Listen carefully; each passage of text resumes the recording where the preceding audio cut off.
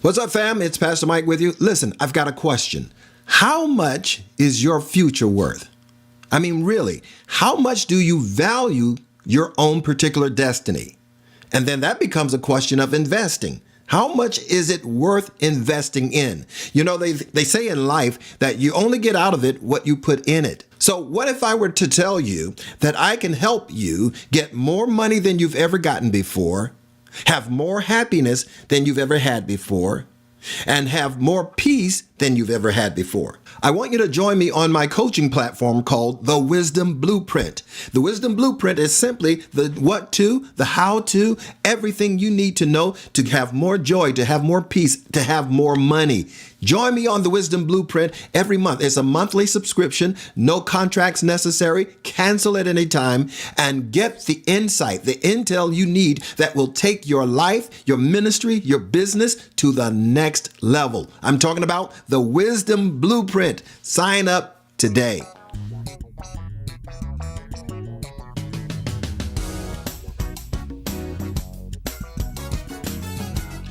Well, welcome back, everyone, to another edition of the Wisdom, not the Wisdom, but well, you'll get some wisdom, but this is not the Wisdom Blueprint. But I want to further encourage you to do so. Get on the Wisdom Blueprint and get the insight, the information, and the tools, the tips, and the techniques you need. No one has ever become successful at a significant level on their own efforts alone.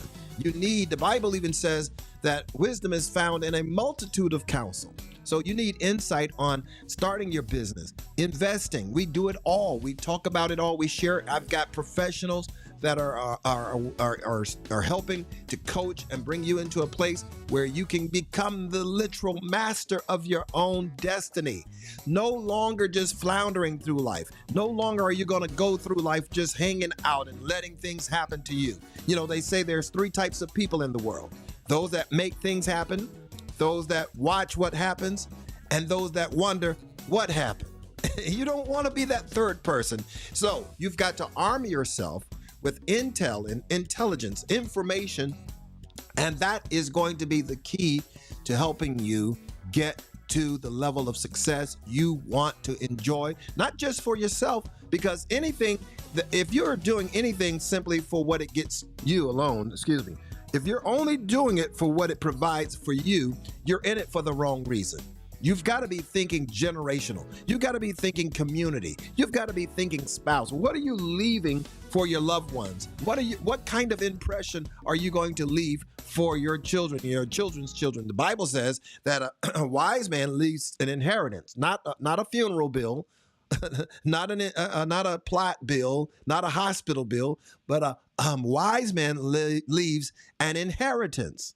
So I want to teach you how to lead and leave an inheritance for your children and your children's children, that they're literally going to thank God that you were in their lives. So go to MichaelNormanMinistries and check out the Wisdom Blueprint. Listen, don't invest in Louis more than you invest in yourself. Louis Vuitton doesn't know who you are. Gucci doesn't know who you are. Gucci doesn't even know who Gucci is. There's no Gucci on the board of trustees for the Gucci Corporation at all. All of the original Guccis are gone, or at least from their position. So invest in yourself. That's what this is not about. As a pastor and as a minister, I could get on here and plead and say, listen, God will bless you if you sow into my ministry. I'm not asking you to sow per se into my ministry as much as I'm asking that you sow into your own life. into your own future, into your own destiny. Do it today. Go to the Wisdom Blueprint by going to MichaelNormanMinistries.com. That's MichaelNormanMinistries.com. Sign up and listen. It will be a game changer for you. Your wife will thank you. Your children will thank you. Your employer will thank you. And you will thank you because you'll find a way that will bring you prosperity, increase, happiness, health, and wholeness to your life. All right. Now, that's very important that you recognize that, because today I'm going to do part 2. I was literally, tired. But, and I was going to bypass the show today and just play one of the earlier episodes. But something within me says, no, you've got to go on. You've got to share this insight.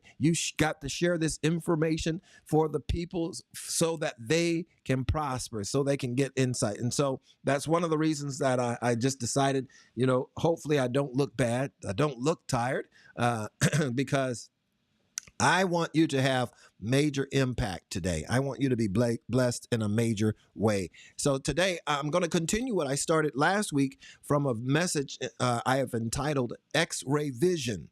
And it's taken from the book of Habakkuk. Now, Habakkuk is a prophet of the Old Testament, okay? To give you a little background again, Habakkuk is the prophet that God sends to Israel because Israel is literally going through some very devastating times. They're going through some hard places. And of course, as always, if you're always going through something, then you tend to buy into the notion that you will always go through. My mom never had anything. My dad never had anything. My family never had. I grew up without anything. So why should I be blessed? Why should I even have the audacity of hope? That's what President Obama wrote in his book. Why should I have any measure of hope when I come from such meager beginnings? Well, again, you can have whatever you believe you can have. Let me say that again. You can have, literally, doesn't matter how old, how young, middle age, old age, whatever you want to call it, but don't let your age be your cage. Somebody should put that in the chat. That's a good quote. Don't let your age be your cage, because all things are possible, but it's only possible to them that believe. You have to believe. Your mindset, say it all the time, will affect your assets.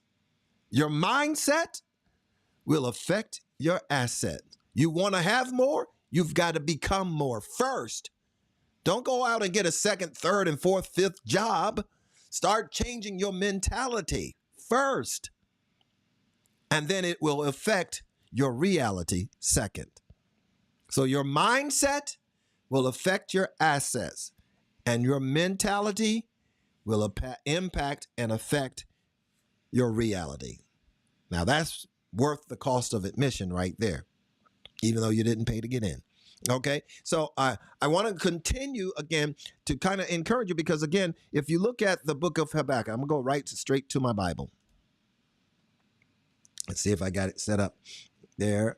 Habakkuk, and we're looking at the 2nd chapter.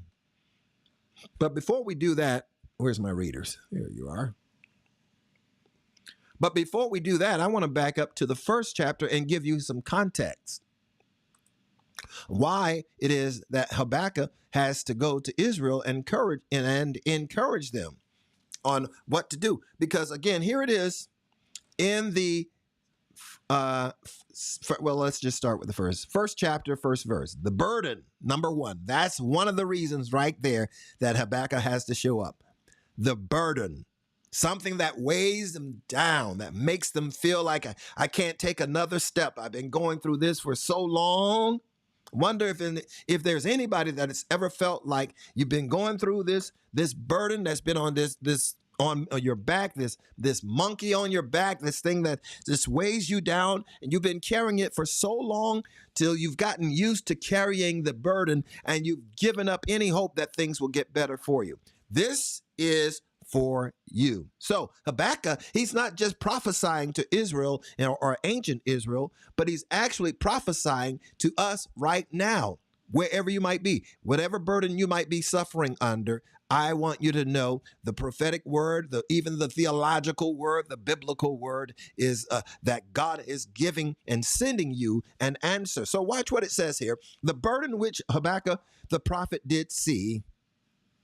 O Lord, how long shall I cry, and thou wilt not hear?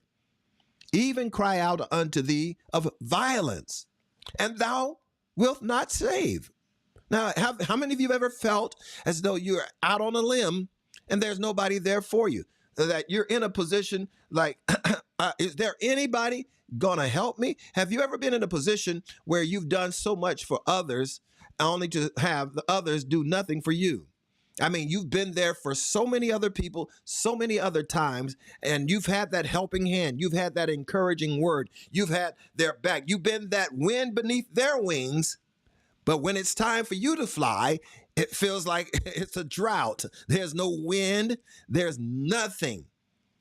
Just barrenness.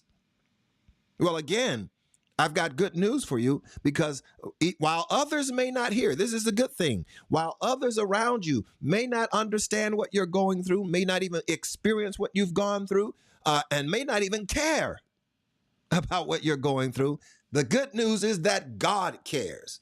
God cares, and he will do something about it. But guess what? He can't and will not do it on his own. He will work with you to help establish a strategy that brings you out of bondage, that brings and takes and breaks that burden off of your back, takes that yoke off your neck and destroys the yoke, so that you can walk into prosperity, so that you can walk into abundance. You need to say that. Let's just stop a moment. Let's just stop just a moment. I think my camera is a little blurry. Let me see if I can focus it a little more. There, where are you? Right there. My camera looks a little blurry. But anyway, because I want to do this. I want you to say with me out of your mouth that I am blessed. I just need you to say that. Say, I am blessed. I need you to say it again. Say, I am blessed. Now, I want you to say it so that you hear what you're saying. Say it again. Say, I am blessed. Okay. All right. Now you're on the road to recovery right now. You're on your way to prosperity simply because the words that come out of your mouth, they're both powerful and they're spirit and they're life. Anybody that's ever told you sticks and stones may break my bones, but words will never harm me, does not understand the power of the spoken word. How that you can literally declare out of your mouth and things will begin to happen because your words are spirit and they are life. So that when you speak a word, when you declare a word, that word goes out into the atmosphere and it begins to collaborate with the power of God, and it begins to accommodate and accumulate what it is you've been saying out of your mouth. You know, Proverbs 18 says that your belly, the big one, I got this belly I'm trying to get rid of now. But he's saying, your belly shall be satisfied with the fruit of your lips. Let me say that again. Your bellies shall be satisfied with the fruit of your lips. Your belly, this right here, shall be satisfied by this right here. But it's not what goes in it that satisfies your belly. Oh, this is the part you got to get. It's not what you put in your mouth that satisfies your belly. I don't care if it's fried chicken, steak, shrimp, lobster. It doesn't matter. Kale, if you like kale, if you're into salads and all that, wonderful. That's nothing wrong with those things. I'm not saying there's something wrong with that. But what I am saying is that it's not what you put in your mouth that begins to satisfy your belly. Because your belly will be satisfied by your mouth, by the words that comes out of your mouth. That's the thing that defiles. Matthew's around the 7th chapter. It talks about the power of the word spoken out of your mouth, because the words that you speak out of your mouth is what goes out into the atmosphere and begins to converge and bring all of those things from wherever they may be in the universe or in the world. They'll bring those things to your door front, just like DoorDash, just like Uber Eats. They will go out and find, if you're talking about your blood pressure, you're claiming your high blood pressure, then it's going to go find a way to raise and elevate your blood pressure to agree with the words that comes out of your mouth. Okay? Even if you're just joking, you have to be careful and always on guard. You have to be a sentinel, and so that you watch over your mouth, so that the things that come out of your mouth, you will not have to eat, except the things that you want. In other words, again, how the proverb says, let me see, let me pull it up here on my virtual Bible. So, for those who like to see it in writing, that you want to see the scripture, and I understand. Man's mouth. I got to spell mouth first. Shall be satisfied. Let's see if I can pull it up real quick here. Proverbs 18, I believe that's where. Let me see. I'm going over here to look. You can look with me, okay? All right. Oh, I don't have that set up properly. All right, I said I want to go Proverbs, right? Proverbs. Move that out of the way. Proverbs 18. The whole chapter is actually pretty good. Actually, the whole you would do well. You would do well to just read the whole chapter. I mean, it's all good. I'm just cherry pick. For instance, have number 2, verse 2 in Proverbs the 18th chapter, 2nd verse says, "A fool has no delight in understanding, but that his heart may discover itself."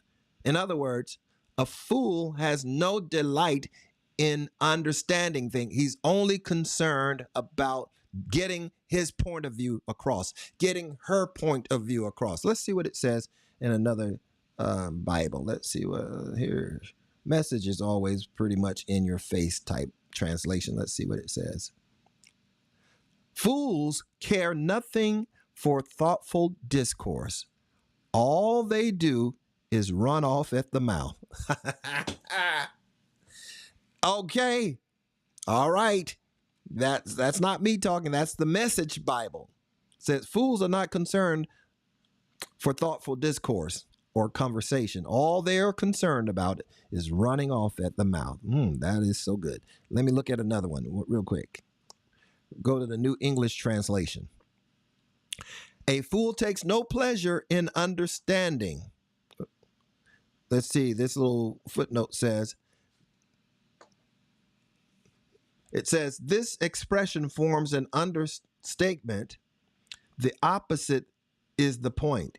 He detests understanding or discernment. Wow. So a fool detests understanding. He has no delight in it at all. My goodness.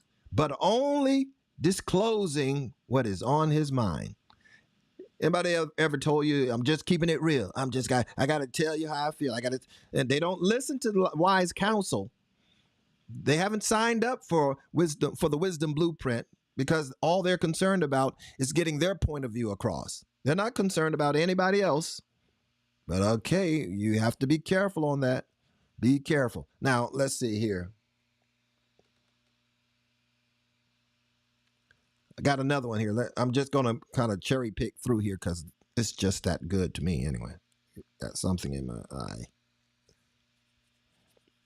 It says, it's again about the person's mouth. Look at what it says here at verse 4. The words of a person's mouth are like deep waters, and the fountain of wisdom is like a flowing brook. So that might be too deep. So let's see what the Message says on it. Many words rush along like rivers in a flood, but deep wisdom flows up from artesian springs. That's kind of deep too. Let me see if I can find another one. Let's see. English Standard. Let's see what you got to say. Verse 4. The words of a man's mouth are deep waters. The fountains of wisdom is a bubbling brook. Let's see what this footnote says.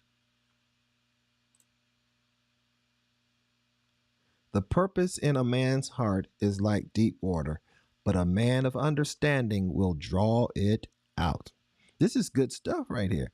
Proverbs 18, you guys should really take some time and read through it if you haven't already. Let's see. Look at this. Looks like every other verse is about the mouth. A fool's lips walk into a fight, and his mouth invites a beating. Oh, my goodness. Let's read it from King James. I like King James. Verse 6. A fool's mouth is his destruction. Ooh, my goodness. A fool's lips enter into contention, and his mouth calls for strokes. A fool's mouth, verse 7, is his destruction, and his lips are the snares of his soul. Wow. Ooh, wow. Let's move on. Let's see. This is all good stuff. It's all good. As you can see, I've highlighted. Actually, I could have just highlighted this whole chapter because it's all good. 13th verse. Watch this. He that answers a matter before he hears it, it is folly and shame unto him. How do you answer and you haven't even heard the matter yet? Let's see what the. Let's see what. Okay, NIV. We'll give you a shot. 13th verse. To answer before listening, that is folly and shame. That's why you have two ears and one mouth. That you should be listening twice as much as you're talking. 13th verse in the Message. Answering before listening is both stupid and rude. Oh, that Message Bible, it just cuts right through. Okay? Answering before listening is both stupid and rude. All right. So I just kind of took a little rabbit trail there on my way down to verse 21. 20 and 21. A man's belly shall be satisfied with the fruit of his mouth. Not the fruit he puts in his mouth, but the fruit of his mouth. Not the fruit in his mouth, but the fruit that comes forth out of his mouth. Not what you put in your mouth destroys you. It's what comes out of your mouth. So watch it again. 20th verse.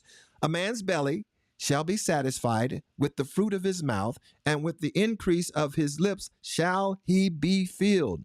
The question is, what will you be filled with? It's all determined by the speech that proceeds out of your mouth. Watch this. If that's not enough, watch what verse 21 says. It says, death and life are in the power of the tongue, and they that love it shall eat the fruit thereof. Boom. Mic drop. Holla if you hear me. Whatever the colloquialism. You got to understand what he's saying, that is so powerful when it comes to your vision, when it comes to achieving your goal in life. It's not just, there we are. It's not, again, what you eat. It's not what you put in your mouth. It's what you're sending out of your mouth. So when it comes to a vision, you've got to declare it as though it's done. Not I want to do, I wish we could do it. Those are good things, but they don't get it done. You have to say it in the affirmative as though it is so. We speak that which be not as though it were. I remember, I think it was somewhere in John's gospel where Jesus says, I say this now so that when it happens, you'll be able to say, I told you so. So get in the habit of speaking of the future as though it is the present. Well, since I've got my Bible open, let me take you over to Let me take you over to Hebrew, the 11th chapter. Hebrews. Let's go. I want you to see this. Let me turn over to my Bible. Let's go. Here we go. So here we go. So this is the 11th chapter of Hebrew, right? Hebrews. It says, now faith is the substance of things hoped for, the evidence of things not seen. Now, everybody understands that. You've heard it even if you don't go to church, but twice a year, you most likely heard that verse of scripture. But what I want you to get is this next verse.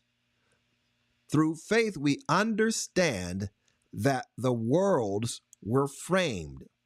How were they framed? By the word of God. So that things which are seen were not made of things which does or do appear. So it's simply saying that the things that we do see now emanated from things we cannot see.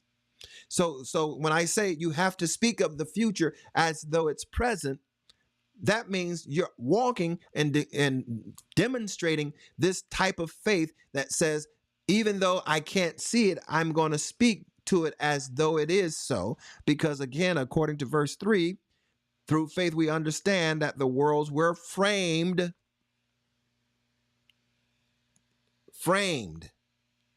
Okay?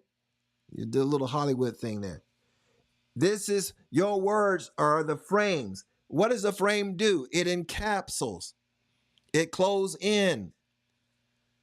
A frame is designed to create boundaries. And so, again, the word that both comes out of God's mouth, as well as the words that comes out of your mouth, has the capacity to create boundaries. Now, how tight and how compact that boundaries are is based on what you're saying. You can have boundaries that gives you all kinds of acreage to run and frolic and just run about. Or you can speak words that brings containment and frames your world in a very tight frame that you can't get ahead. You got, every time you spend a nickel, you got to spend $1. If you hear what I'm saying, things that every time you look around, you something goes wrong, something's broke. You got to spend this, you got to do that. Your husband, your wife acting up, your children going crazy. The more you talk about it, the more you're constraining your life. And that's the sort of life you will frame for yourself. This is why what we're saying concerning Habakkuk is so important, because Habakkuk is teaching you how to take what's in the unseen and bring it down so it can be seen. How do you do that? What kind of principle do we have to go by to do that? I'm glad you asked. Again, he says, write the vision down. Well, we never did get there. So let me go back to the Bible. Hold on. I don't think I ever got to that part, did I? So let's go back to Habakkuk. Move out the way. I'm moving some stuff so I can see. I need another screen. All right, back to Habakkuk 2:2. Remember, now we talked about up here at verse 2, where he's lamenting and Israel is basically crying out to God, are you going to do anything about our situation? Are you going to do something? Can you please do something? And so they're crying out, how long shall I cry? And you won't hear me. Even when I cry of thee, because people are talking about me, my enemies are coming against me. The IRS is after me. Government is after me. All these things are happening in my life. How long will it be before you make some kind of move in my favor? And so the answer comes down in the 2nd chapter and in the 2nd verse. This is the answer. All right. And it says, the Lord answered me and said to me, write the vision down and make it plain upon tables or tablets, that he may run that readeth it.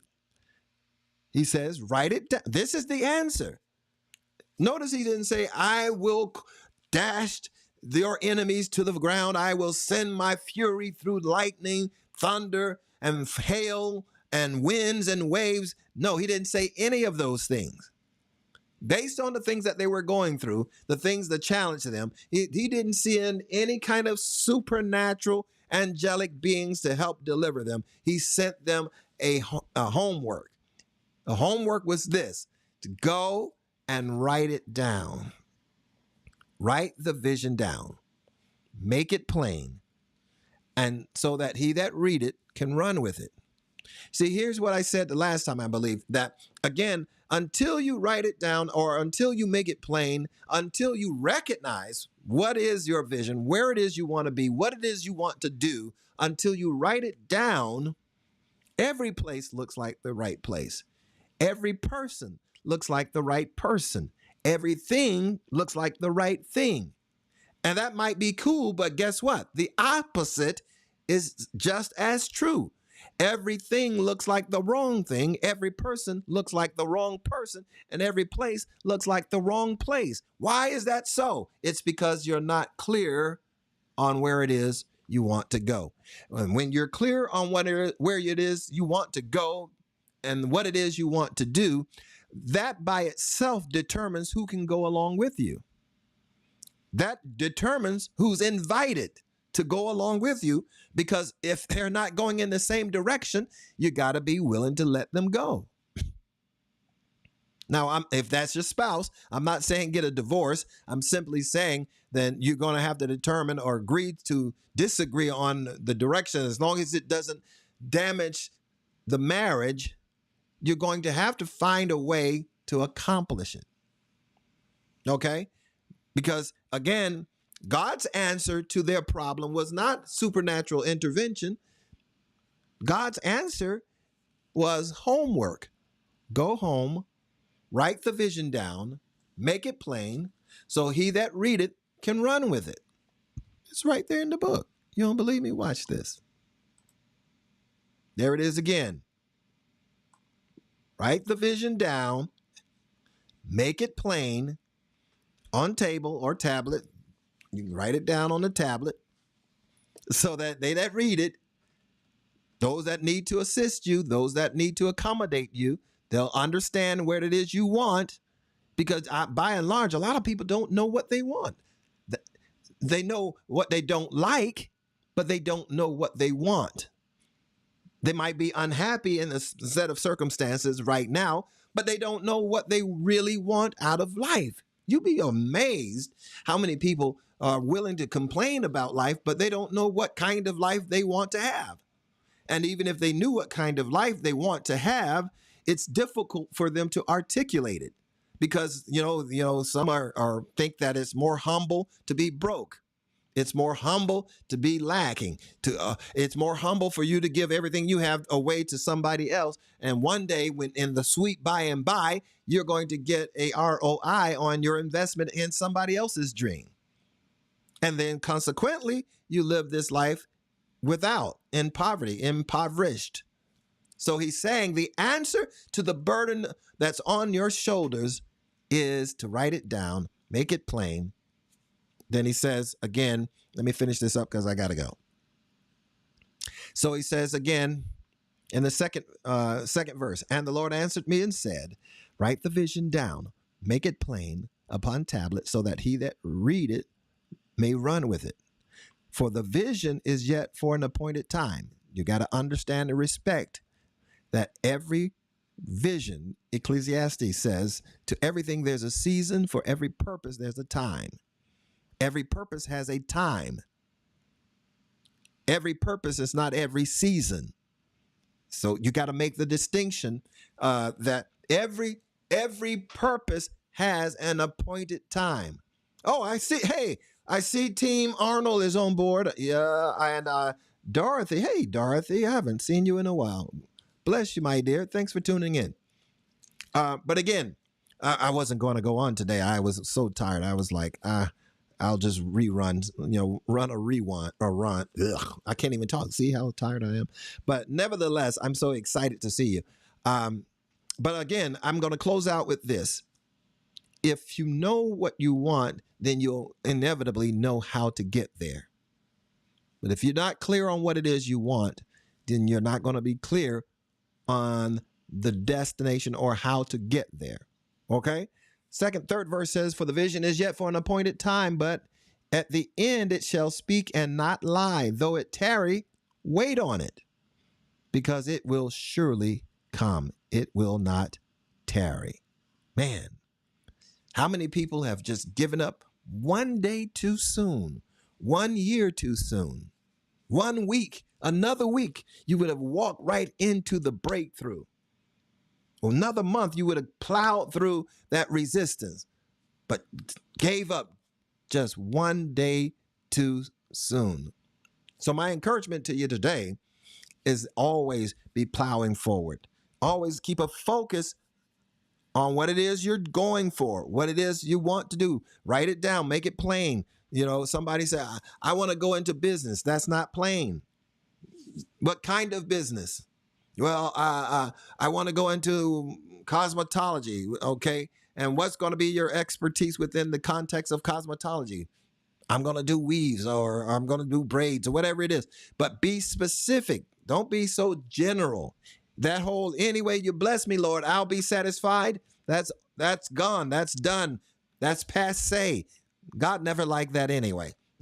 He's like, be clear to me. Tell me exactly what you want. Stop babbling. Stop murmuring. Stop stumbling. Tell me what it is you want. And in the end, believe that you deserve it. Why do you deserve it? Because it came out of my mouth. And again, the law says, the spiritual law says, the words that proceed out of my mouth will not return to me void. I just read to you Proverbs 18. A man's belly will be satisfied with the fruit of his mouth. Not what he put, not fruit in his mouth, but the fruit that comes out of his mouth will satisfy his belly. You don't like what you're eating? You got to change what you're saying. What's up, fam? It's Pastor Mike with you. Listen, I've got a question. How much is your future worth? I mean, really, how much do you value your own particular destiny?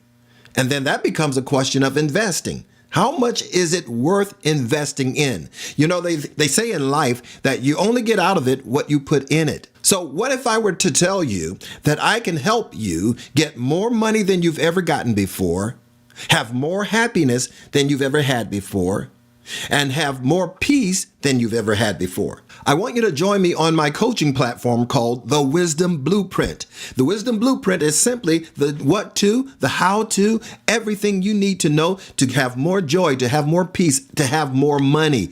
Join me on The Wisdom Blueprint every month. It's a monthly subscription, no contracts necessary. Cancel at any time and get the insight, the intel you need that will take your life, your ministry, your business to the next level. I'm talking about The Wisdom Blueprint. Sign up today.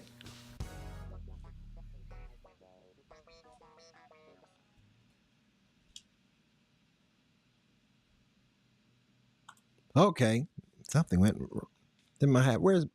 Yeah, there's always something going on with me. Oh, I cracked myself up. Okay, so folks, listen, if you're getting serious about your life, you're getting serious about your destiny. I mean, you're on the clock here. Time is ticking. Okay, we're all on the clock. The Bible says you've got about good 70 years. I'm looking for 80. Okay, because there's some things I'm involved in right now. I need them to expand and blow up, and so I can reap the benefits of it and set my children, my grandchildren, and children's children, and my mom and cousins and everyone else that needs my help. I can be a blessing to. But time is running out. So go to MichaelNormanMinistries.com, sign up for the Wisdom Blueprint, get the wisdom, the insight you need, time-tested principles that works. But guess what? The principles only work if you work the principles. Okay? All right. Again, I want to thank you guys for tuning in. Listen, there's so many of you that have been praying and blessing the ministry. I want to thank you for your prayerful and your financial support. This ministry doesn't do a thing without your financial support. So I'm going to ask you to pray and ask God what it is that you're to do concerning supporting this ministry in a financial way. You can do it three ways: through Cash App at $MNMinistries. That's Cash App $MNMinistries. Cash App $MNMinistries, or you can go to PayPal at MichaelNormanMinistries at gmail.com. You can also email me at that same email address. And then, of course, if you're still writing checks, no problem. You can do that as well. Make your checks payable to Michael Norman Ministries, P.O. Box 850, Apopka, Florida 32704. And remember, all of your giving is tax deductible. The Lord bless you. He's going to give you a return on your giving, guaranteed. But we're doing the most good. We're building well. We're drilling for water. We've housed the homeless. So much more that we're doing. Of course, it costs ministry to do. It costs money to do those sorts of ministry. It costs money to pay for this microphone, to have a high quality microphone, cameras, and things of that nature to do ministry. So I thank you for your prayerful consideration of what it is you will do. Now, let me close with this. I gave you this last week, but this is worth repeating. This is how you inherit the promise. You set the goal. You cannot win if you don't know where the finish line is. You can't win the game of life if you don't know where the finish line is. So set a goal, set a destination, make a plan, number two, on how to get there. Don't just talk about it. You got to be about it. Faith without works is dead being alone. All right. So make a plan. Thirdly, get to work. Start working. And don't stop until you get it done. I almost heard Michael Jackson. Don't stop. But don't stop until you get it done. Okay? You might take a break. Life happens. We understand that. But when it does happen, get back up.